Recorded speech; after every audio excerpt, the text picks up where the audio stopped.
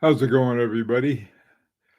Um, I, my lighting system is based on my window here, and there's a bright sunny day. I'll go blind, so things look a little darker than usual. That's what it is.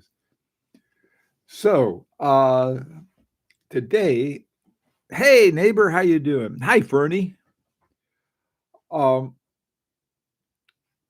9/11, Euro. Good morning, Jimmy. How are you?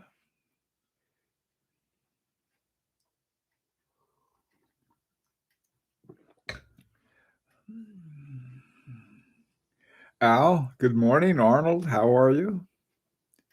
Yeah, it is a beautiful morning. A little cold, but it's a beautiful morning. Hi, Michael. Brian, good to see you. Um, hey, Washington, how you doing? John?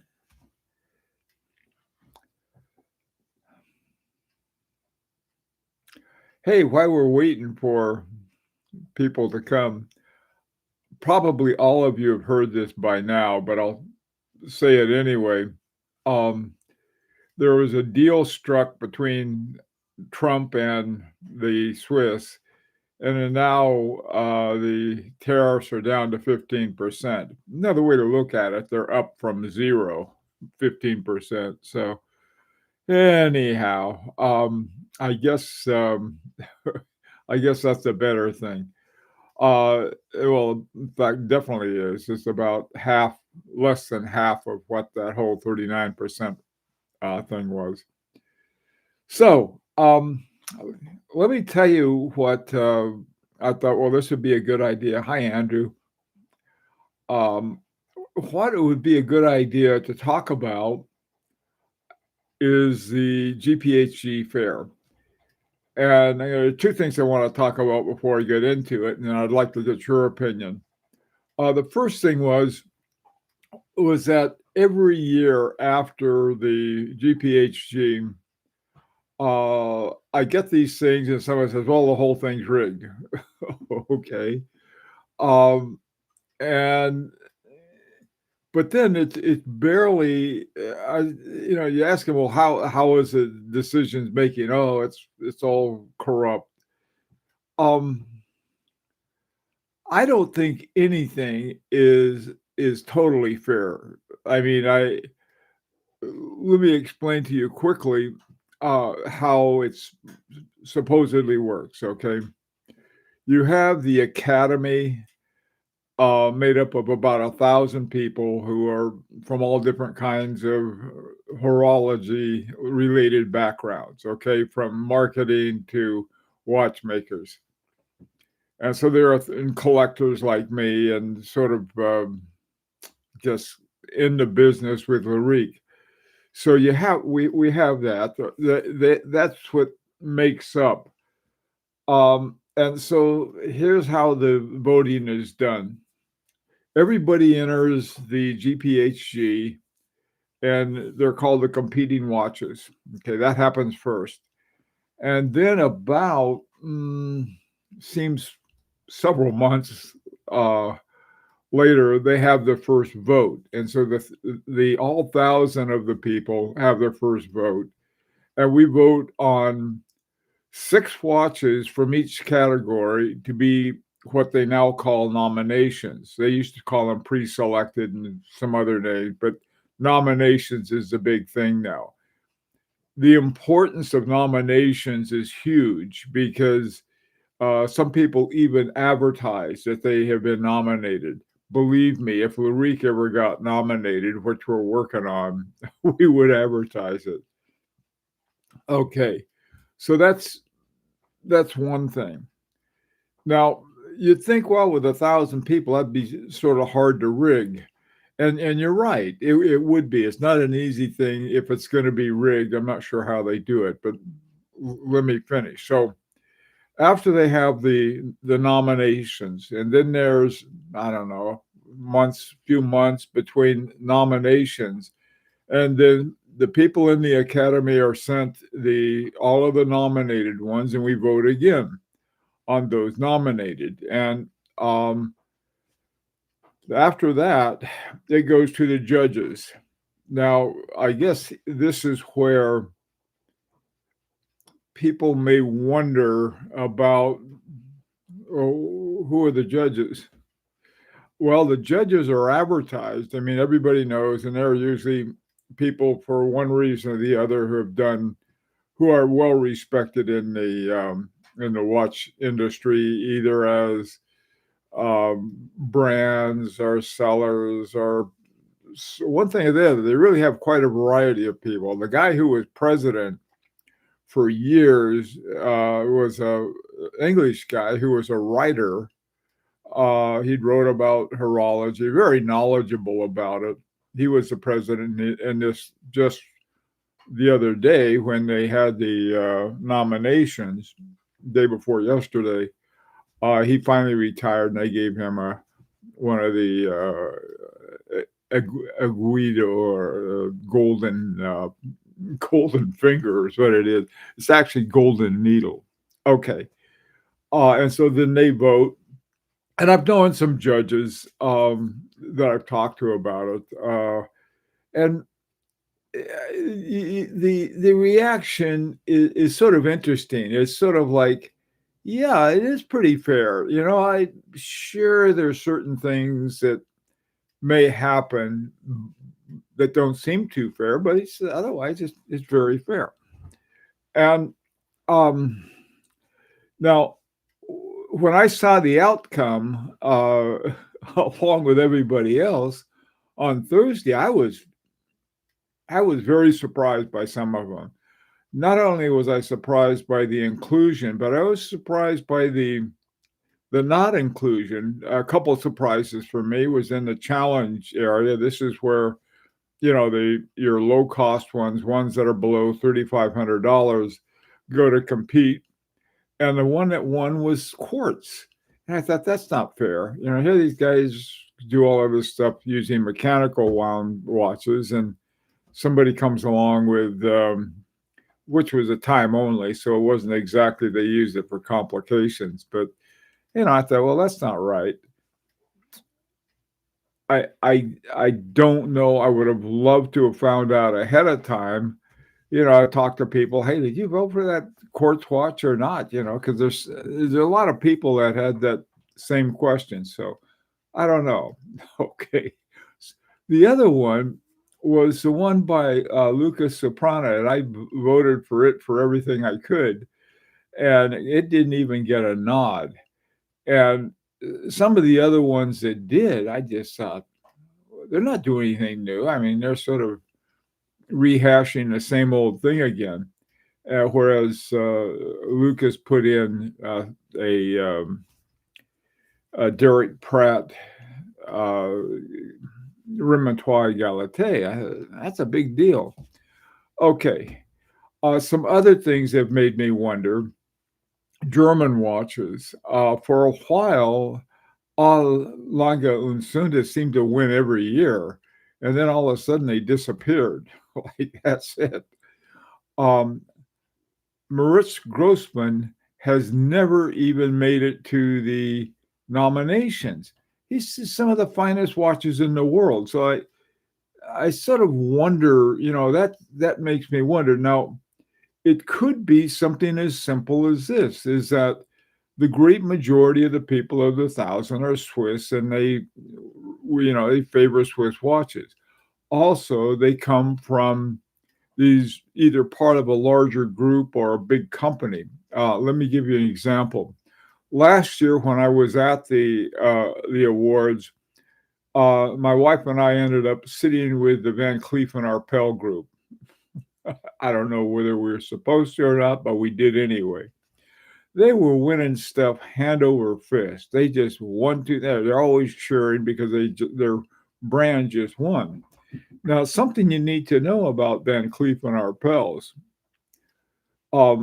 and I don't think a lot of people realize, they're owned by Richemont, and Richemont owns all of these other ones, and so they're sort of like I wonder, I said, "Hey guys, listen, we'll vote for your brand, you vote for ours," and something like that. I don't know.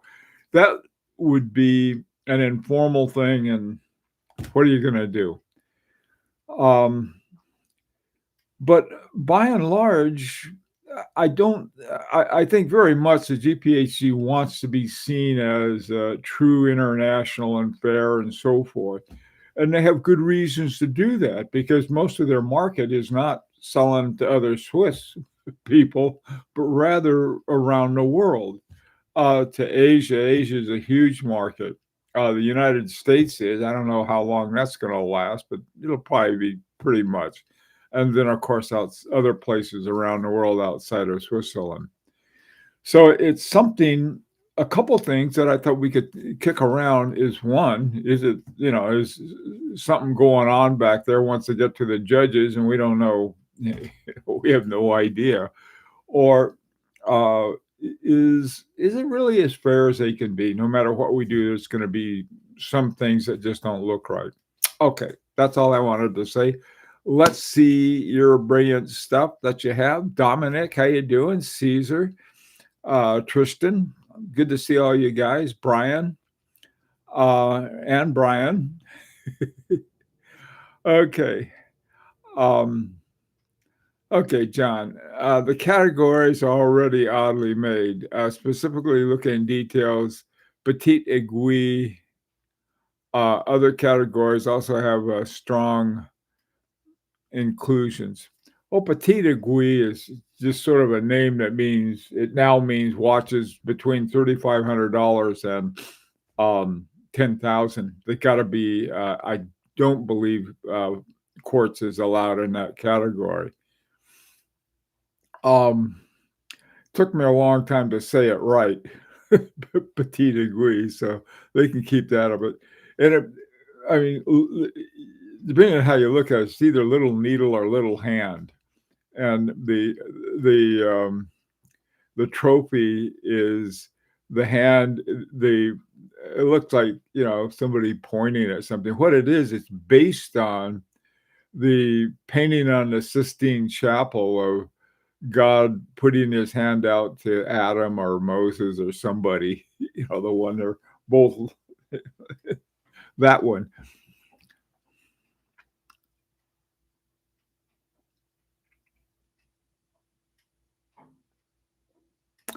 Um, I don't know. Brian, whether they I certainly didn't. I tell you though, uh, I, we don't, Larique doesn't have a lot of deals we can make, but when we have them, we make them like with, oh, what's the name? Underdog. With Underdog, the guys with Underdog says, "Tell you what, Underdog, you vote for us, we'll vote for you." And since we're in different categories, that was there. There we are, and But see, the thing is that couple. I don't know how many people are Academy members. That part of Underdog. I don't know, and Larique. I don't know who else is in it besides myself. Would like to get some more in. But it's an interesting kind of thing that I imagine now on another level, some other people are making those same kind of sort of, we'll call it a gentleman's understanding about what they're going to do. Tristan, is new 15% tariff on Swiss watches instead of three a true story or fake news? Um, well, from what I can tell, it's not fake news. I heard it from a Swiss watchmaker, plus Abdul, and everybody knows Abdul doesn't put out fake news. I don't know, this whole thing about fake news, it seems that every time somebody says something nasty these days about somebody, it's fake news. On the other hand, even something they had no responsibility for, they'll take credit for it. A lot of voters perhaps overthink instead of going for the obvious choice. I don't know. I don't overthink. Believe me, I'm looking for the best one. In fact, they may underthink, Brian. Here you have all of these people. Believe me, there are a lot of them too. You take a look at the competing watches initially. There's a whole bunch of them, and so you're going through all these categories, and some categories are really big. So you're looking at all these things, and like the first time I went through, I think it was in the time only category. Um, and I saw Lucas Soprano's watch and I sort of shrugged. The second time I looked, I said, oh my God, this guy's done something with Derek Pratt. And so then I looked a lot closer. So I don't think somebody says, oh, well, this thing is sort of doing the opposite for the heck of it. Some people may, but I don't think so. The the people in the Grand Prix picks, by the way, did pretty good. I mean, in terms of picking whom watches that made it to the categories. I mean, who made it to the nominations. Out of two different guys in the finalists, they had five right. The guy who won the first one had five right. Who won for the nominations? But since you only can win one per year, went to another guy. Not a single person in Grand Prix picks picked the grand prize winner. And I'll tell you now, the grand prize winner. Here's what's the big surprise about it. They put it in the category for iconic, and I thought, to me, iconic is just sort of like when you run out of ideas, you put your watch in the iconic. That one was in the iconic, the subscription, the Breguet subscription 2025. That horology in that was fantastic. And when you look at iconic, you're not looking at all of those things. You're just looking at sort of what watch looks like. This would be pretty iconic. It's sort of like the Tag Heuer Monaco. That one very iconic, and some other ones. The Audemars Piguet, Royal Oak, the Vacheron Constantin overseas. You have a bunch of ones like that. So that's why, I mean, that's sort of, I wish they'd get rid of that category, to be honest, and put in something else. They have something else that's unusual. They have a chronometer category, but the chronometer category is one of those 3 or 4 categories that's not in the running. That's totally by the judges. And they come up and they say, okay, this one's going to win the chronometry prize, which has to do with timekeeping and all kinds of good stuff in it. I thought for sure something like Luca Sopranos would win something like that, but nothing on that. But see, the one that won I happen to like, and that was a Zenith with the 135 movement in it that runs at 18,000 semi-oscillations per hour, which for a Zenith is fantastic. I say fantastic in a good way, because they're jacking them up at Defy Labs at 5 hertz, and you can see how fast they can, how close to a quartz frequency they can get.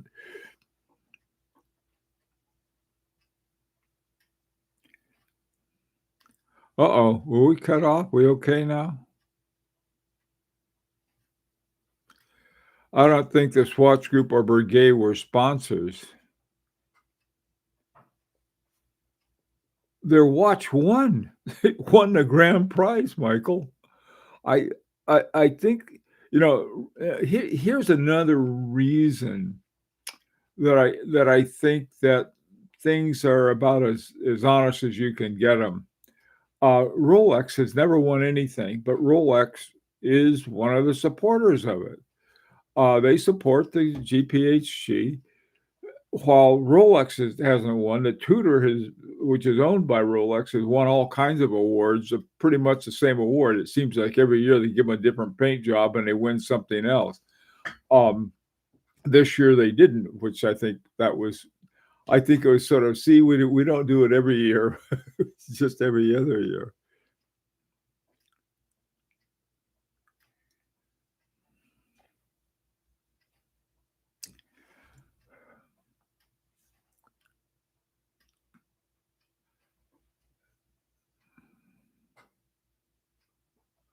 Is there any Russian watchmakers? Yeah, in fact, I think it was a Russian watchmaker who won the award for the, clock. I'm not sure, but I think so.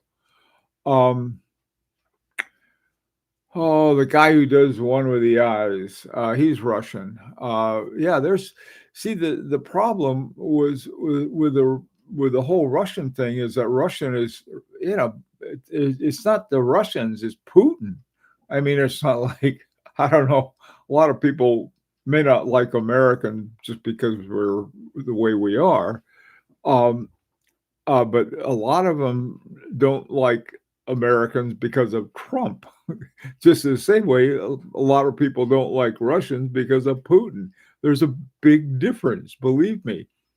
Churchill once said, um, he said, you shouldn't judge the British by their politicians. He said, after all, the British are pretty decent people. I thought that was funny.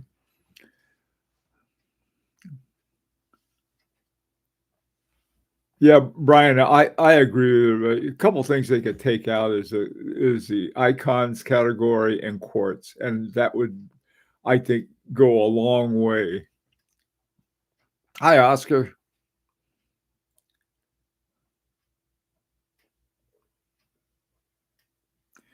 The jewelry category. It's funny. The jewelry, yeah, same here, Al. You know, usually you don't. The jewelry category is another one of those categories. The ladies category, the jewelry category.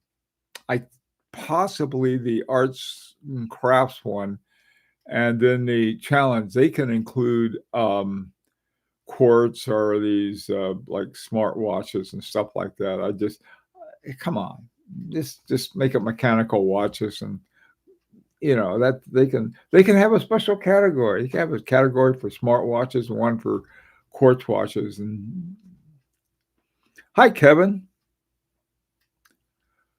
What was the most deserving winner? Oh boy, that's a hard question, Kevin, but it's a good one. Um, this is going to sound funny, all right, but it was a brigade that won the top prize, and let me explain why. I didn't like it, to tell you the truth. You see the front, it's got one hand. I didn't like that.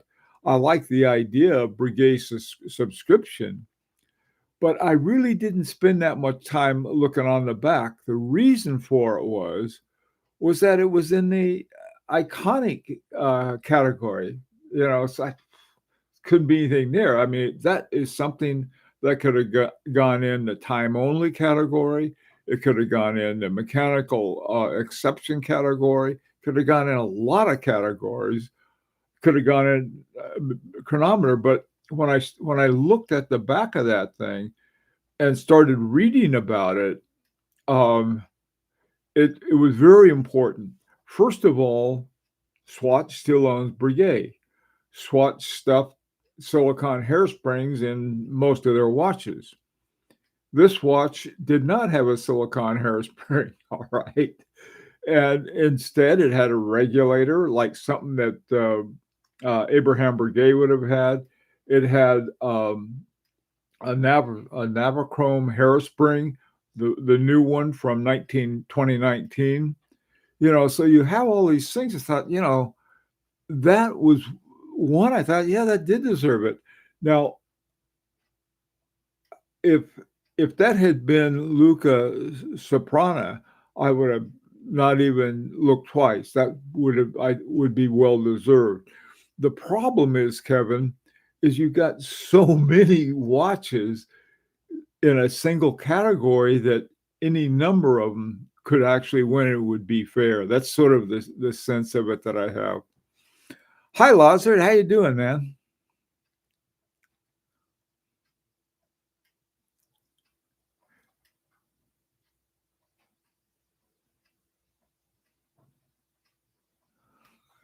Yeah. Oh, Brian. Hey, Tuna.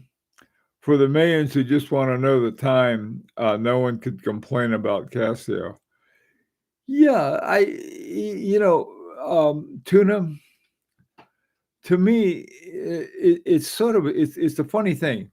While to me the chronometer category, winning that is one of the most important things that GPHG can do. There are other things I think that are more important. It's come to that than chronometry, even though chronometry is right on the top, and that has things to do with things like the putting in a repertoire égalité, or the one that two of them I think were in the Urban Jurgensen, and this was the double. What was it called? I think it was a double geared escapement that was in the two. That I thought was really cool. So I mean, there are a lot of things there. Hey, Graham, leisure time, at least time. How you guys doing? Okay. Um, the jewelry category is for the ladies. Yes. Like the Super Bowl halftime show. Pretty much it. That's pretty much the case. Either that or drug lords who like a lot of bling, or certain rock stars. Not for me. The Judy, I mean, or 10 times look for one for my wife. Yeah, that would be a place to look. The guy who's won a lot of awards and won this year is Kari Voutilainen. You'd think that his atelier that handles sort of dials would be doing great stuff. The fact that he wins them, I don't know what happens to the rest of them, though. Okay. What else? Oh, Bulgari, JGH. Bulgari is an interesting one. Yes. Boy, do they ever. They came up with that Finissimo, and they made this really thin watch, and then they put a tourbillon in it, and then they won. So, yeah, good for Bulgari. This was a year that it seemed like a lot of LVMH watches won. Not only just Bulgari, but also Zenith. There were some other ones, I think, with them that won. Dominic, I have no opinion on this particular competition, only my experience on group judgments, mostly based on non-technical basis, based on other reasons. You're right. Absolutely right, Dominic. But see, there's a little different, not everybody, but there's a little different group. I was very surprised. A couple things happened.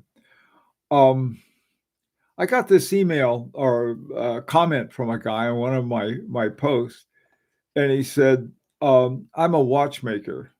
Okay, great. I love that watchmakers at Watch Art Sci. He said, "I don't know much about you collectors," but he said, "I really learned a lot that I never thought about or knew about." I thought, from collectors, okay, that's sort of cool. So I think we're touching on things that in the day-to-day work of watch collectors, they don't. I mean, not watch collectors, but watchmakers. And I found that out also when I sent our watch in. Larica's trying to find an American company so that they can service our watches. And so there have been a couple ones. And this one guy that had sent us this really great box and everything, we sent him the watch. And he was very surprised. He said, very surprised by the watches. Now, if you're used to working on a certain type of watch, the ones that are the most popular by watchmakers are ones that had an ETA Solida base, mainly because they can get the parts for them. But there's so I'm finding that I guess collectors we waste more time learning about watches and a lot. I mean, in ways from everything from marketing to the horology. So, Anyway, so if you're a mere collector, be proud of yourself. I'm afraid that I got a picnic Sol Chanel Dior watch for my wife first before I can approach her for my next one. Let me tell you, lease time. Here's a tip for everybody. Okay, Dior has some fantastic watches, really beautiful women's watches that you can find at very low prices, like drop like a rock, new, brand new. And so if you poke around places like Joma Shop or what's that, Modern, some Touch of Modern, or some of these other places where you can find some great deals on Dior's and really nice looking watches. So Chanel, on the other hand, Chanel's going the other way. We get Chanel. Chanel started off with their first high horology movement, and they got um, Gautier, Romain Gautier helped them create it. Okay, they call it the Caliber One. And I was looking at and then they built this special high horology movement factory in La Chaux de Fonds. Okay, and when I was looking at their watches recently, I saw all of these movements. They had something like 8 movements now. All of them were women's watches except for number one. So I was like, whoa, and I was also hoping that what's his name? Oh, not Ball, but those other guys they own. They're sort of lower level. Uh, I'm still hoping they're going to bring in some high horology that's more affordable. That's what I'd like to see, some really nice high horology for the rest of us. Looking for vintage watch. Any suggestions? I don't know. Vintage is can be tricky. I ordered my first Numo. It's actually my first German timepiece, and it's the Club Sport with the sapphire case back. Can't wait for it. Brian, this is Nomos is a very good brand, but don't send it to Al. Hey, 911. What did Scott at Ontario Watch Companies say? Servicing Larique pieces. Oh, okay. I had contacted Scott, never heard back from him. Okay. He was supposed to send back. I sent him all kinds of stuff.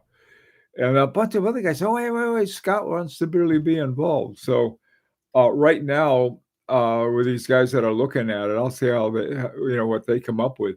But, there's no problem. I'd really like to also check with Scott and the Orlando Watch Company, see if they'd be interested in doing it too. And then we could have more than one. Uh-oh, frying pan time. Okay, let me finish up the rest of it. Let's see. Fashion watches like LV, Hermes, Bulgari are good buys on the secondary market. Ray, no kidding. Michael, 911, let's see. Showed Scott my Larique. He said it's not a problem and showed him the schematic. How come he didn't contact me, Michael? I've been available for it. Hi, Aldo. Just joined the live. Oh, man, we're about ready to close up. Okay, let's see. Brian, anyone going to Dubai Watch Week? A good friend of mine is going. Looks like a good time. Boy, that would be. Kevin, who do you think should have won the GPH award this year, but got snubbed? Oh, I think it should have been Lucas Soprano. That would be my choice. Okay, guys, listen now. This is what do you want to talk about at 4 o'clock 4 o'clock New York time this afternoon? What would be a good topic? What do you think, Dominic? before you leave. Anybody have a good topic?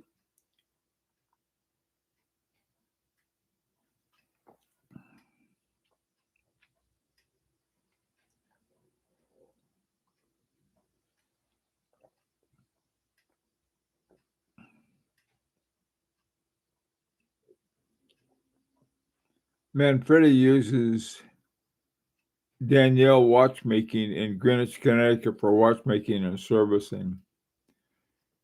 Yeah, you're talking about Danielle Dufour, Arnold?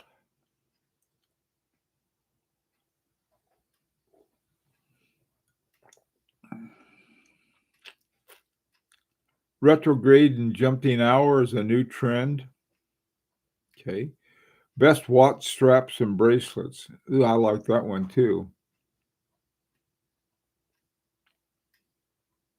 Thanks, Arnold. Only one thing, Arnold. I don't trust Manfredi. Okay. They screwed a friend of mine, and so I've never wanted to have anything to do with them again. If you want details, I'd be glad to give them to you. That's my only problem with them.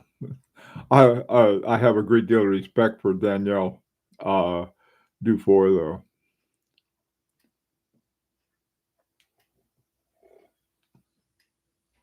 DIY watch kit sounds interesting with the tools included.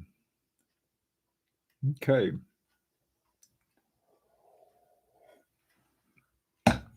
Okay, doke, guys. Let's talk this afternoon. You got some good ideas there. And we'll see you then. Take care in the meantime. Stay warm.